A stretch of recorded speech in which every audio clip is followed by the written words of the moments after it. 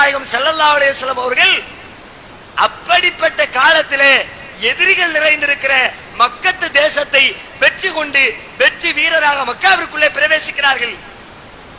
அந்த நிமிடத்தில் நபிகள் நாயகம் ஸல்லல்லாஹு அலைஹி வஸல்லம் அவர்கள் தன்னுடைய போர் வீரர்களை நிறுத்தி வைத்து அவர்களுக்கு ஒரு உபதேசம் செய்கிறார்கள். வரலாற்றிலே பொன்னெழுத்துக்களால் பொறிக்கப்பட வேண்டிய உபதேசம். எந்த தலைவனும் எந்த ஆட்சியாளனும் வெற்றி பெற்ற நேரத்திலே சொல்லிடாத வார்த்தைகள்.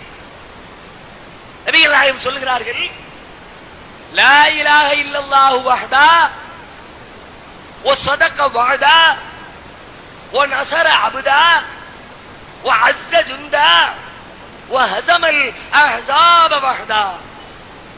லா இலாஹ இல்லல்லாஹு வஹ்தா, வணக்கத்திற்குரியவன் அவன் ஒருவனை தவிர வேறு யாரும் இல்லை.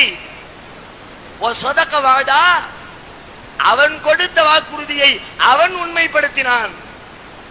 என்ன வாக்குறுதி கொடுத்தான் அல்லாஹ்? நபியே, ஒரு நாள் நீங்க இந்த மக்காவை ஜெயிப்பீங்கன்னு அல்லாஹ் ஏற்கனவே சொல்லியிருந்தான். ரசூலுல்லாஹ் அதை இங்க நினைவுபடுத்துறான்.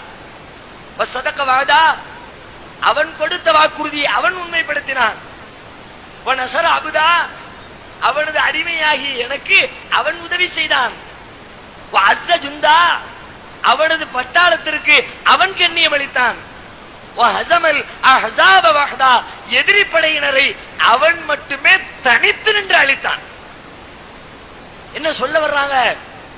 நான் அழிக்கல, இந்த வெற்றிக்கு நான் காரணம் இல்லை, என்னுடைய போர் வியூகம் காரணம் இல்லை, என்னுடைய ராணுவ வீரர்கள் காரணம் இல்லை, எங்களுடைய திட்டம் காரணம் இல்லை, எங்களின் முயற்சி காரணம் இல்லை, இந்த வெற்றிக்கு படைத்த இறைவன் மாத்திரமே காரணம் என்று அண்ணலம் பெருமகனார் சொன்னார்களே, அதே வார்த்தையை சுபஹானல்லாஹ் இன்றைக்கு நாம் நினைத்து பார்க்க கடமைப்பட்டிருக்கிறோம்.